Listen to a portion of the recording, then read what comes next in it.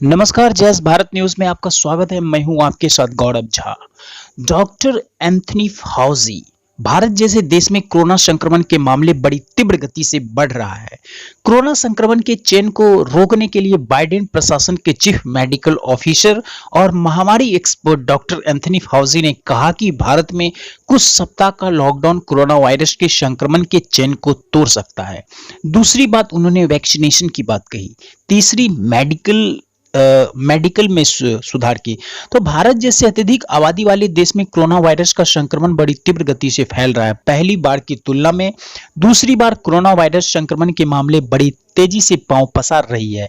बीते कुछ दिनों के अंदर देश में तकरीबन 3 लाख से अधिक कोरोना संक्रमण के मामले हैं।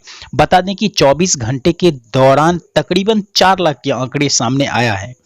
उसमें डॉक्टर एंथनी फाउजी ने 3 चरणों का उपाय बताया। उन्होंने कहा कि एक कमीशन या फिर इमरजेंसी ग्रुप बनाना चाहिए जो मुख्य तौर पर ऑक्सीजन प्राप्त करने उपकरणों की सप्लाई से जुड़ी प्लानिंग कर सके। उन्होंने इस कार्य को करने के लिए अन्य देशों के साथ विश्व स्वास्थ्य संगठन से मदद लेने की जिक्र किया। उन्होंने कहा कि दूसरे अन्य देशों को भी भारत को की मदद के लिए आना चाहिए। डॉक्टर एंथनी फाउजी ने कहा कि भारत जैसे अत्यधिक आबादी वाले देश में अभी 2% लोगों को वैक्सीन लगा है। तो उन्होंने कहा इसके लिए अधिक से अधिक लोगों को वैक्सीन लगाने की आवश्यकता है। इसके लिए वैक्सीन की सप्लाई को बढ़ानी होगी। उन्होंने अमेरिका से मदद लेने की बात भी कही।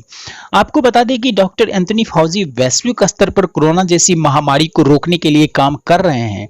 इंडियन एक्सप्रेस से गुफ्तगू के दरमियान डॉक्टर एंथनी फाउजी ने कहा कि भारत में कोरोना संक्रमण के चेन को तोड़ने के लिए अस्थायी लॉकडाउन की आवश्यकता है।